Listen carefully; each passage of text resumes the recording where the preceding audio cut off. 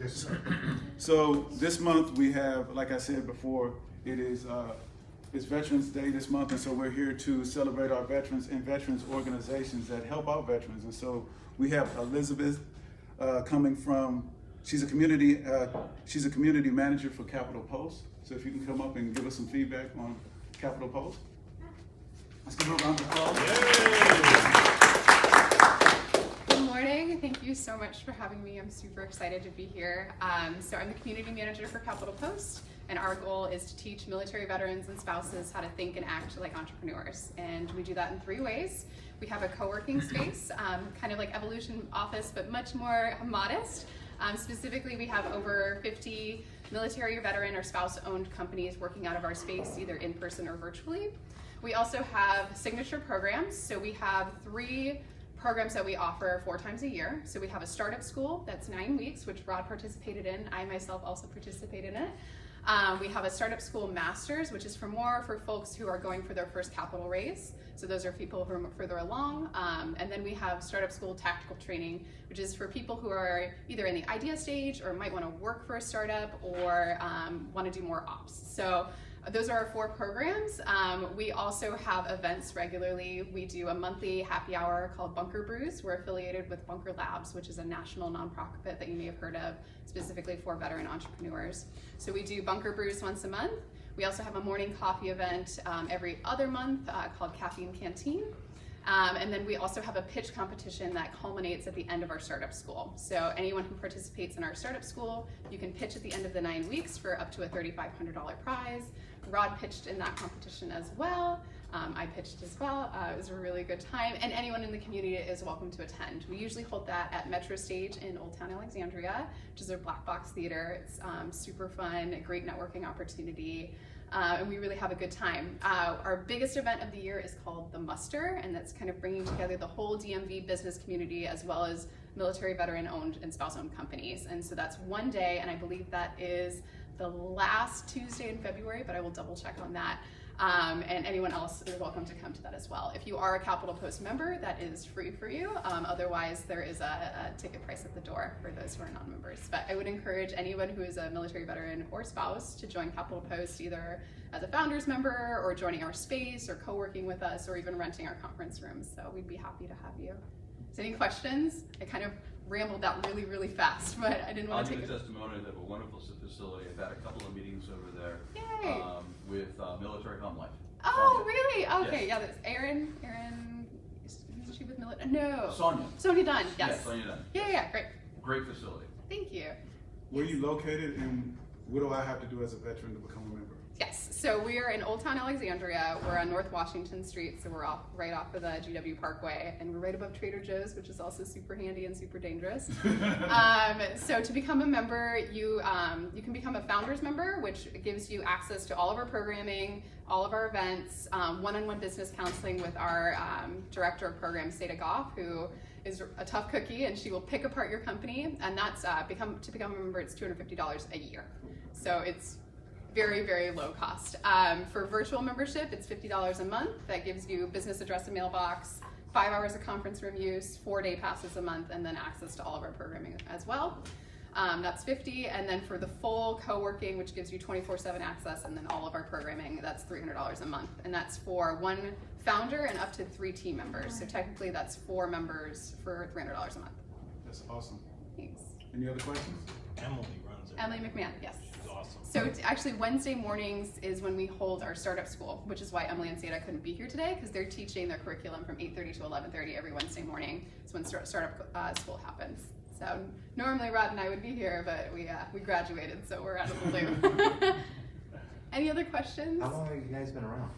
So we've been open, so our co-working space was built out and ready for operations about 3 years ago, and I've been working there for about 2. They're pretty awesome. Honestly, we have like the greatest people that work out of our space, and I am so happy working for my team. They're just the nicest people. So I love everybody in our space, including this guy. Thank you so much. Thank you. That was awesome, right? Yes. You know, we have a ton of organizations out there that are out here to help veterans, and it's hard to get, all of them in front of us. but just to have an idea of what they have to offer and the things that I didn't even know about them until the other day when we spoke. And so this is news to me and for my business. So thank you very much, and I appreciate that. Next up, we have Rod Rodriguez from Commo. He's a veteran entrepreneur as well. He was in the Army. He's still in the Army. Still. In the reserves. And you're a warrant officer, right? I am. Oh my God. So a warrant officer is the specialist. That means that they know everything about their field and they technically can make everything happen. So he's very smart. Unlike us sergeants majors where we just tell people to do and we surround ourselves with smart people. We need sergeant majors to keep us corralled. That's what we need you guys to make sure we show up to work. There Get you the go. nasty grams. There you go. So he's going to present his business. So let's give Rod a round of applause. So before I begin, I just want to say a huge thank you to Capital Post. Honestly, without Startup School, without Capital Post, I wouldn't be standing up here right now. I wouldn't have a business. I would still be wondering, looking out the window, could I be a business owner? Will this work for me? So Startup School, not just a game changer, it was a life changer. The networking, the whole 9 yards. So thank you for the amazing introduction. So my name is Rod Rodriguez. I am an Army Reserve Warrant Officer. I am the host of the After Action Review podcast, and I am now the owner and founder of Commo. Commo is a podcast production company. We produce podcasts for small to medium-sized businesses with a message to tell. And it's funny because that kind of leads me into the problem set that I've run into. Really quick, who here listens to podcasts? Terrific. Great. Does anybody, and it's fine, does anybody here not know what a podcast is? Okay, so we all know what it is, and for the most part, we all listen to them. So I'm going to jump into my problem set here, since we all understand what we do here. Trying to find the right customer, trying to find the right client has become something of an issue. People understand, for the most part, what a podcast is, and if they don't, it's pretty easily explained as radio on demand, or like I've said before, Netflix for your ears. But a lot of my clients a lot of the probable clients, they come to me and they say, hey, this is great. We want a podcast. This is a great idea. We sit down, and a lot of them don't understand how a podcast works. They don't listen to podcasts, but they know of them, and they think it's a great idea. So I end up spending a lot of time trying to explain how the whole podcast system works, what a podcast is, trying to explain to them podcasts they might want to listen to give them an idea of what their business might want their podcast to sound like.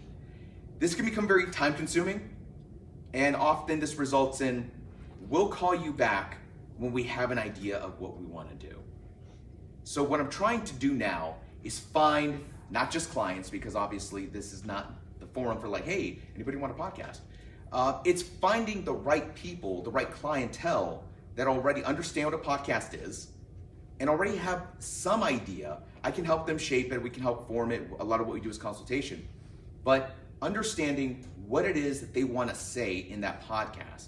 And at the very least, being able to say, I want our show to sound like that show, if that makes any sense. So that is my problem set. Sir? Could you walk us through your business model and the benefits, how you differ from your competitors, how they buy you, Sure. what you do for them? So a lot of podcast production companies out there advertise themselves as production companies. They edit, they do stuff like that. So they'll take your audio, they'll edit it, and they'll smash together a show, and they'll hand it back to you. What we do that's a little bit different is we are very hands-on. We go that extra bit, so we actually have industry-grade microphones. We come to your location. We will record on your time. So our goal is to take away all of the hard technical pieces. All you've got to do is talk for an hour. We also do consultation, so we're going to help you storyboard your idea, figure out the left and rights for your show, what your theme is, and we can actually assist you along the way with different episodes. So sometimes this is just an interview with the person who's doing the show to say, hey, what are you interested in? What are the top 5 things you wish your clients knew before they ever walked in your door? And we have the first 5 episodes right there. So that's the kind of work that we do. So instead of just churning out audio, we actually walk you from the very beginning to the very end. And we work together as a podcast producer to create a show that you can be proud to put your company's name on. And that's what we're all about. Why did you create your podcast? I have always loved podcasts. I fell in love with podcasts about 6 years ago. I'm a big MMA fan. So if anybody here enjoyed the UFC and stuff like that, I love the Joe Rogan podcast. Joe Rogan is the godfather of podcasting, if you will. He's the king of the long format. So a lot of people say, I want my show to sound like Joe Rogan. And I'm like, you are not going to get anybody to listen to your show for 3.5 hours unless you're Joe Rogan. That's just how it is. I enjoyed podcasts. I realized that so here's the thing. I was always told that if you want to have a good business, it has to be something that you enjoy doing. So I said, I enjoy podcasts. I've always wanted to produce them, like have my own show kind of thing. So I started doing a show about veteran business owners, because I'm a veteran, and there's those guys seem like they've got it together. They seem to know what they're doing. Maybe if I do a show where I talk to them, I'll learn how to start my own business. And that's how my show, the After Action Review podcast, came around. Okay, hold on a second. We seem to jump. Usually Sure. the presenter gets a lot more time. Oh, You were so to the point and so quick. how- Jumped Yeah. ahead of the whole thing. Thank you. Sorry. So, couple quick pieces of business before we start into the full Q&A session. If you've never been here before, please make your questions short and to the point. This isn't a congressional hearing, so we don't need 5 minutes of going on before you get an answer in. Okay? Cool. Second thing, you'll notice that there are cards in front of you on the tables. Please, if you have an idea or something else and we haven't gotten to you yet as far as the question session, please write down what your thoughts are or your questions or even what your ideas are to help out with the organization. And then make sure you put your name and contact information so that we can follow back up, okay? So, one quick thing before we do start in, could you please, just for everybody who didn't catch it all the way, what is your challenge?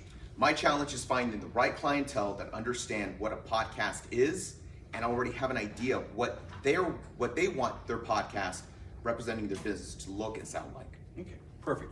Mario, you had your hand up first. Yeah, do you have a success story? Do we have a success story? So I always use my own show as my proof of concept. The show started 2.5 years ago, the After Action Review podcast, where we talk to veteran business owners about what's gone right, what's gone wrong, and everything in between. The show's run successfully for 2 years. We've been downloaded over 30,000 times, which is not bad considering it's not in the genre of podcast that would be considered popular. It's a business podcast. So our audience is very niche. We go down to business owners, and out of those business owners, veteran business owners, it's not a show that you're gonna listen to and go, chuckles all day long. It's a fun show, but we kind of keep it serious. So I can show the evolution of my podcast. My show started in my kitchen using a microphone I purchased on Craigslist from what can only be described as a crackhead. The poor guy was trying to sell a microphone for nefarious reasons, most likely, and I purchased it from him. And that's how it started. Like, in my kitchen, terrible echo, terrible audio, and I was using free software. But I was determined to teach myself how to make a podcast that'd be worth listening to. Jeff? What's your pricing model? How do you produce revenue? So I produce revenue by offering 2 different types of packages. One, full service, which is where we actually record on site with you. We do the whole consultation, the direction, the storyboarding. We use our industry mics, and everything's done at your location. It is fire and forget. I take that back and I make your show. Within 48 to 72 hours, you have an actual podcast. So you have theme music, your album cover, outro, the whole 9 yards. And it's published on iTunes, not necessarily iTunes, it's called Apple Podcasts, but it's within the iTunes network. You have your Google Play, Stitcher, anywhere you can download a podcast, that's where your show is going to end up. So everybody has access to it. And if you have a phone, you can listen to that podcast. And you want somebody who's going to have a continuous, episode 1, episode 1,000? No, and that's the beauty of podcast is I try and dispel the idea that you need to come in here with the notion that you're going to run for 5 years. A podcast is not like a sitcom. Albeit you've probably seen a couple of shows where you're like, they should have ended this 2 seasons ago, but it's still going. That's what we want to avoid that with podcasts. So I've compared it to Netflix for years. It is on-demand audio, which means your business can have a 5-series run. You can do 5 episodes, 30 minutes on whatever topic it is. So for example, if I'm a law firm, I might have 5 episodes that talk about what my law firm does, interesting cases we've done, and maybe 3 things that I wish my clients knew before they walked in our doors. That's 5 episodes. We hang it, stays on Apple Podcast, stays on Google Play. You can also publish that to your website on your homepage. So when a prospective client comes in, they can see, oh, there's content. I can go listen to this before I walk in. And now you're introducing yourself to hundreds of thousands of people. There are 41 million, I think right now there are more people listen to podcasts than go to the movies on the weekend. So what's the price of the full service and what's the other option? So the price of the full service is $1,300 a month, and that 4 episodes, fully produced. The other option is audio editing. So for example, some people want to just record on their own, which is fine. So especially if you're remote, if you're not in the DC area and you have a podcast that you just need edited, we can do that. You can send us your audio. We have plenty of different ways to upload your audio into the cloud. When we rip it down, we do sound optimization. We find the right music, we find the right mood, and we can assist you along the way and provide that critical feedback that you need to produce a quality show. You were mentioning their pricing. How does that compare to your competitors? And is that one of the problems? Is that your pricing may be too high for some markets as opposed to some of your competitors? A lot of my competitors are doing half of that. So basically, you'll get 1 or 2 episodes for 2.5. So we're actually really reasonable when it comes to what we're offering. And the reason I wanted to do that, there's a specific reason. I've often been told that you're undervaluing what you're doing. You're underpriced. My goal is to make podcasts accessible. I don't want podcasts to be something that I have to be earning, a ton of money for my business to create something. I want to be able to make podcasts accessible to small businesses as well. So small to medium-sized businesses to be able to have a show that they're proud of, as opposed to something that sounds like it was recorded in their kitchen using a crappy mic.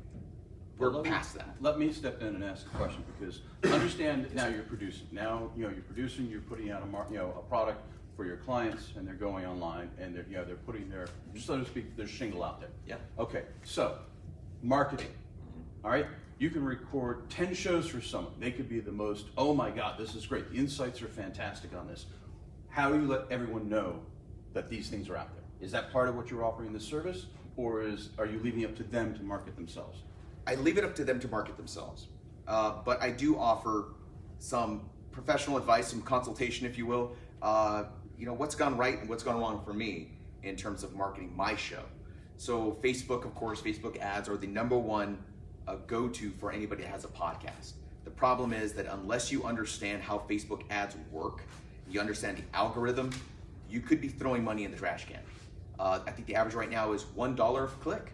So for every dollar you spend on a Facebook ad, 1 person's gonna go click on that ad. Thousands will see it, but that doesn't really matter if they're not clicking on that learn more button. So that's what you're trying to get people to do. And that's a difficult thing, especially if you're a business-based podcast. The fact is, people listen to comedies, people listen to fiction, people treat podcasts like audiobooks. You have to know your audience, you have to know your target customer, especially if you're a business and if this is your podcast. You can mix some of that fun stuff with your show, but that's a hard thing to do. That also has a lot to do with the personality behind that business and the personality behind that podcast. Does that answer your question? Sort of. What about with the Apple Podcasts? Do they do any marketing to give exposure to your clients once they've done a recording and you've loaded their podcast up? Right. Is there anything on that end? So typically the podcast platforms don't advertise for you. What there is a system in place where basically the more popular your show becomes, there's a better chance of it being featured in the front sites of these landing pages. So for example, your business podcast could, if it gains enough popularity, could end up in Apple's what's new, what's fresh category. So your show will pop up, which means more people will look at that and say, Apple thinks this is good enough for me to take a look at. They'll click on it. So that kind of can take off on on a sprint, and take your show from a couple of thousand people to several thousand. Sir, there's a gentleman back here. So two things. One, I think nonprofits are a good potential target. They've got tons of content, and they may want to expand their reach. Two, I know a gentleman. He has a podcast. He runs an organization. They have about 100 members. So he has a podcast, and I know that he's got everything up and running. But he would definitely pay. He would pay for someone to come and kind of help develop strategy, make the podcast more interesting, ask better questions. He would also pay for kind of the outreach side of things, so to get the word out. So I think it's important for you to make sure that you're targeting where the need is, and you probably know better than anyone else here where the real need is on the business side of things for podcasts. Thank you. So part of what I was getting to with regards to your challenge is that if you are seen and perceived, because remember, success is perception. Right. If you're perceived as every show is a hit show, then there's your demand, because people who are looking for someone to put the shows together for them, they're looking for who are successful, who are the ones who have a lot of notoriety for putting the shows together. And if they see that and see that, wow, look at these past 10 shows that you produced, all of a sudden, it's like, then the demand increases, Right. because now you're a draw, because you're not just marketing them, you're marketing you. Right. And that's part of it, is the fact. Now, when you do your show, do you give any acknowledgement in your client's show that it's produced by you? Yes, so every end credit, there is a produced by Rod Rodriguez, but I'm actually considering, so I just finished working on a couple of episodes for a company called Hunt a Killer. Anybody familiar with you probably heard their advertisements, like you hunt a serial killer from a box that you get in the mail. It's a fun little game. Either way, so they asked me, like, how do you want to be credited at the end? And I was torn, like, do I put produced by Clear Commo? Do I put produced by Rod Rodriguez of Clear Commo? I mean, I have a lot of head shaking, but you're right. As I'm saying it, I'm realizing how stupid the question is. Like, well, of course I should just put Clear Commo. But last night when we were having the discussion, it seemed like a dilemma. So, yeah. Well, but this is back to the point, is the fact that your challenge is to get more production, get more work, get more customers. I think that, if you get like one or two hit shows, and I know, it's a variable, like, Military Home Life. She has a huge following. I don't know if you're the producer of her show. I do know her. I know Military Home Life. Okay, Yeah. so, but she has a huge following. She's now at the point, I think, where she literally can brag that she's getting 25 to 30,000 per week listeners on her show. That's a milestone. But again, started off in her kitchen, doing the podcast, and now she's got a much more professional level. I haven't had a chance to look at I looked at your website briefly. Okay. But I didn't see where you're putting your clients up there. Is that something that you don't want to do, or? So when we launched, I had one client that actually fell through. So go figure. But since startup school, we've gained. So just hopping in really quick. So startup school just ended September 10th. So this is very recent. Okay. So since September, we've gained 4 and now 5 new clients. So we're building our portfolio of successful podcasts. In fact, we got 2 right now that we're gonna hit it out of the park. Yeah. So we got a question online, and they say, is it possible to make it easier to visit your website to find the pricing models? Like pricing model A, you get this, B, you get this, and C, you get something else. Again, that's another question I was kind of on the fence about, like publishing my prices, or saying, hey, call me, because sometimes I will scale those prices. So for example, you don't want 4 episodes a month, or you think one or 2 will work for you every month. I'll scale those prices to meet the client's demand, and some clients will be more demanding than others. So for example, you may want to do 4 episodes, but you need me to help you with content creation. So can you help tell the story through music and adding this and adding that? It's like, yes, but there's a difference between editing and creating a show like that versus editing and creating an interview show with just you and I. That there's a world of difference. Whereas this could take 2 hours, that might take 6. Okay, in the back there. Just a comment, really, please help me too. I was interviewed by the Federal Tech Talk podcast a little while ago, and in 2 weeks I'll be doing a podcast with Bernstein Wealth Management. I think the challenge with podcasts is not necessarily the content, but the delivery mechanism. So in both cases, they were delivered through YouTube as a secondary channel, and also there's a speech-to-text applications out there like Dragon Speech, where you can actually take the podcast and turn it into a blog, and use that as a tertiary delivery mechanism. As far as the content goes, also in both cases there was some level of tension that was created between the person being interviewed. So in the Federal Tech Talk podcast, it was students versus startups. So I had 3 Georgetown students basically grilling me on my startup for an hour. In the next one, I don't know what it is, but there's some level of tension that's going to be created. And I think that can make things a little more interesting. That's really good. Yeah, absolutely. People here know my head works sometimes. Let me ask you a question, back to the challenge question about getting more business. Have you met with or been introduced to or gone out and started hunting for marketing firms? No, I have not been looking at marketing firms. We're still so small that, I know a marketing firm is going to cost quite a bit. We're trying to get there. No. I'm talking about you partnering with a marketing Partnering. firm to produce podcasts for their clients. Yeah, see, that's a really good idea. That's why I'm here. Yeah. That's a really good idea. No, I didn't that's think about that. because there are a lot of marketing firms out there. I know Yeah. 1 or 2 that have actually created their own studios to try and do this, but they are taking their interns or other staff and having them kind of like put these things together. But there are a lot of them out there that don't have a producer who's doing podcasts that gives another channel to their customers. We'll talk offline. Yeah, awesome. Yeah, I never considered that. Okay.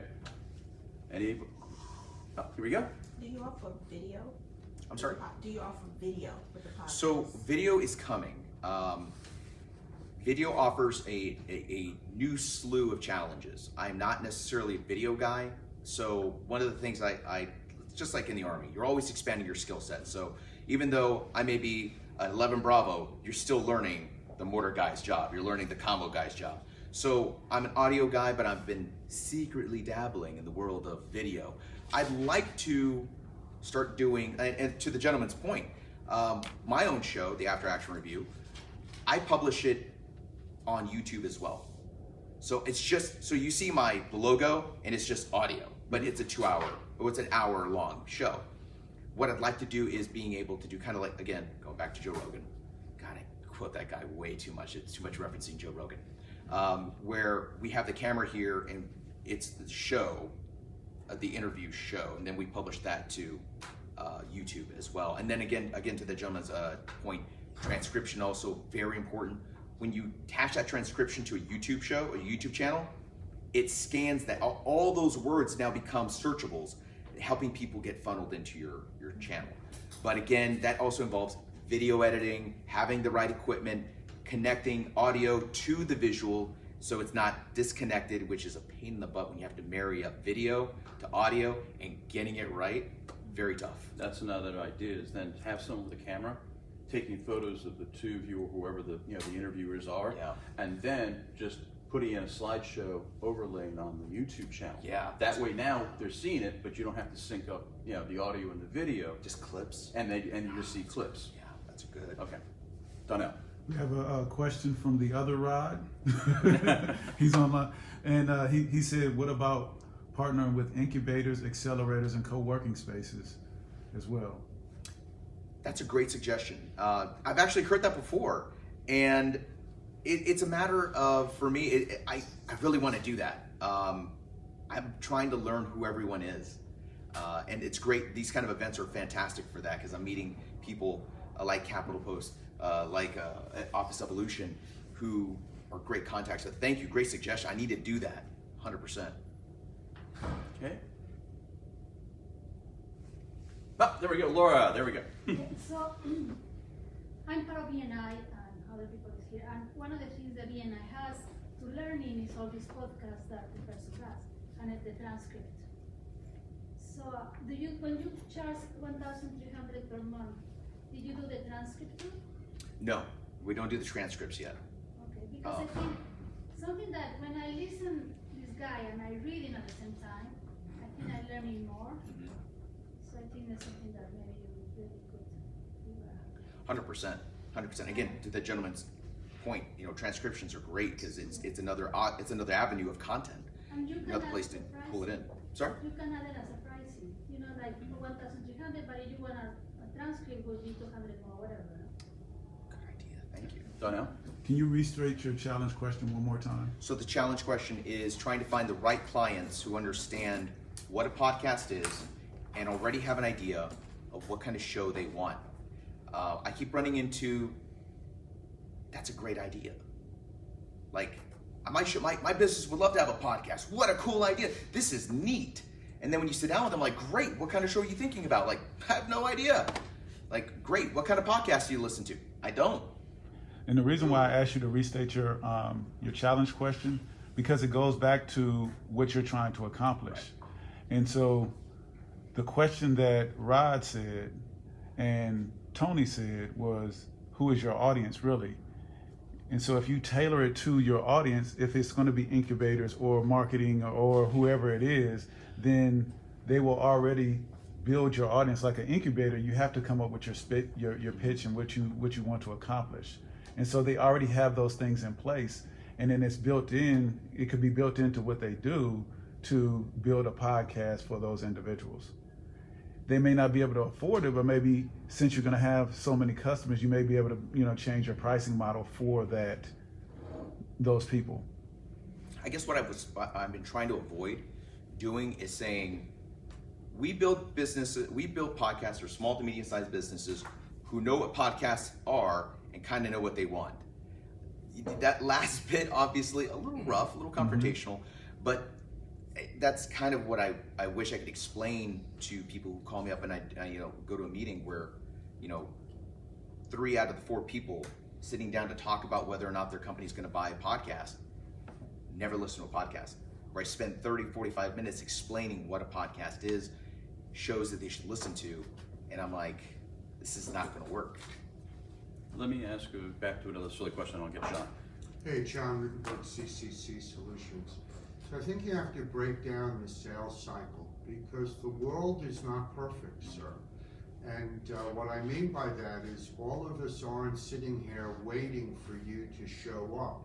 We might know what a podcast is. It's another thing I have to contend with. So first, people don't want to really acknowledge they have a problem. And so that's at the beginning of a sales cycle. So what you need perhaps to be doing, and perhaps you are already, is educating. Yep. So if you take, as Dan mentioned, nonprofits. It depends. You may meet someone who's that far along in its own mind, so they're far into your sales cycle. But people buy when they want to buy, not when you want to sell. So you got to meet them all along the sales cycle. So my question is, what research have you done of people who produce, who author podcasts, and what do they look like? Can you repeat that question one more time? Yeah.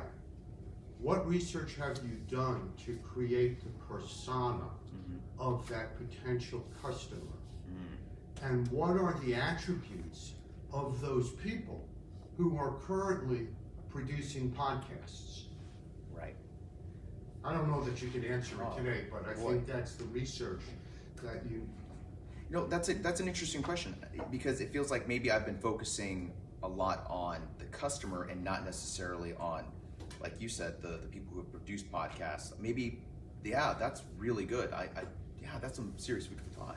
John? Yeah, so I think along those lines, right? So understanding your audience, I think it's going to be important. And so if you look at whole industries or vertical, whatever, are you able to find out which sort of verticals or sort of segment of the population or of industry have been most successful? And so, and the other thing is, are there groups of people or professionals who needs to get their content delivered or content out? So for example, like business coaches, for example, right? So they're in the business of selling their content, and so you kind of target those individuals and kind of focus on that and doing some experiments and some surveys, and I think that might get some good traction. I have another idea that came up after John's question, and it may fit in.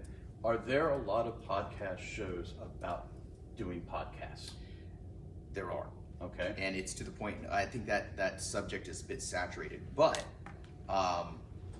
anybody listen to a show called Startup from the Gimlet Network?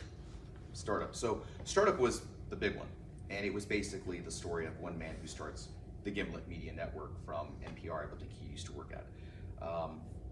But yeah, I those shows are saturated to a certain extent, but I love that idea. Okay. I Then love do that it live. notion. Do what we're doing here. Do that, but take that live. Go to BNIs, all right, and present. Go to community organizations, chambers, okay, and do what you're doing here. Doing a podcast 101 or actually a podcast 201. Make it funny. Talk about the failures. Talk about the craziness that's out there. But what happens is the people who are not typically engaged in podcasts are usually the small business owners who are too busy trying to get their stuff together. But if you go to small business organizations, you go to events like at Capital Post and others, and do a presentation like this, 30-minute presentation on how to do a podcast. What are the failures? Talk about oh my God, it's like my first podcast was great, and everybody sat there and said all I was waiting for was the flush of the toilet because it sounded like you were in your bathroom. That's not completely off the mark. Right, exactly. But that because that then gets you out there. If people aren't engaged in podcasts, okay, they're not going to go watch podcast or listen to podcasts to get information about doing podcasts. But if you're out there like this, going around to different organizations, and trust me, there are business meetings every single day in the DC area. We all know this. That would be where your voice is out there, where you're getting out there in front. And now you become a trusted expert in doing podcasts. Okay. Wow. So, anyone else with another question? I think the gentleman had a question back there. Okay. So, in the back. Hi there. I want to kind of touch on a couple of things other people brought up about being complementary to other services. I can tell you it's a struggle for a small business to develop content, to use social media, on your website. I would recommend finding some social media consultants, digital media consultants, who have the structure that needs the content, and that you can be part of, either sell along with them or be part of their portfolio. I know a great person that can do a podcast that we can slip in as part of your content. Because that's a struggle. I don't think it's so much that people don't want to do podcasts. People don't have time to do podcasts and posting and run their business. So if they're already struggling to find content for social media, it might be helpful to find a few folks that you can partner up with who can refer you for that business. Great comment. Thank you. Last question from Laura. And maybe you can write kind of articles and post it everywhere, the difference between video, the YouTube video, and podcast. So the first thing I said to find the right clients is educate the community. Right. Because it's hard to know really what is the difference. Yeah, I feel like one of the general themes I'm hearing in this room is education, and I think that's absolutely on the money. That's something I've spoken to in the past. I think that when I spoke on it, I might have jumped the gun, thinking, "Oh, how hard can it be?" And educating the public on podcasts is become a bit of a challenge, and that's interesting. That's something I had not considered. I really need to focus on that. If you had a target list, and before you ever called them, you somehow sent them material about, the knowledge base. By the time you're actually calling in, It'll be a warm call because they'll have seen your company name. It won't have been a sales job, it would have been educational. Okay.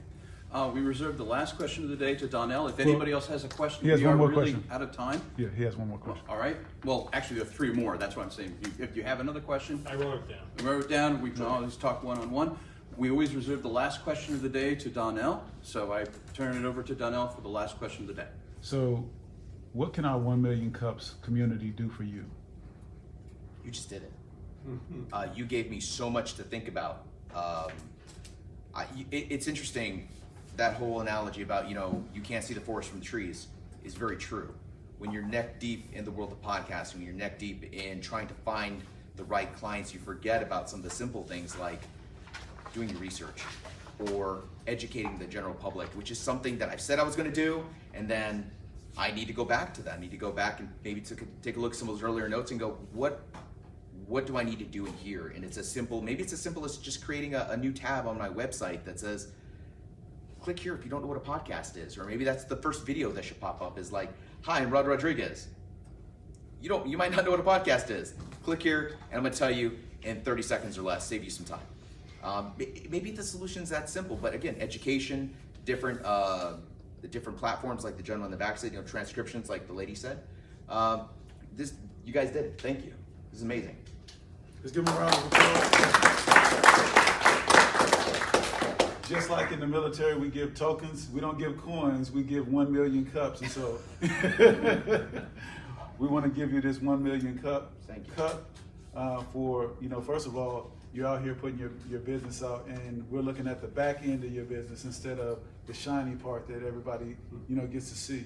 And so thank you so much for sharing your business with us and allowing us to be a part of your success.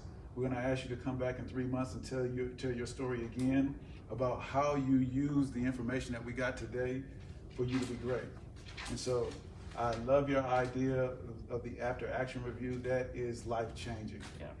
So Awesome. Hul, thank you so much. Thank you very much. Fitting for a warrant officer to get a coffee mug. All right. Now, if everybody could collect your cards and bring them up front, we'll collect them up front here. Before we leave, how can we talk internally about how we can fill the room? Sure. Yes.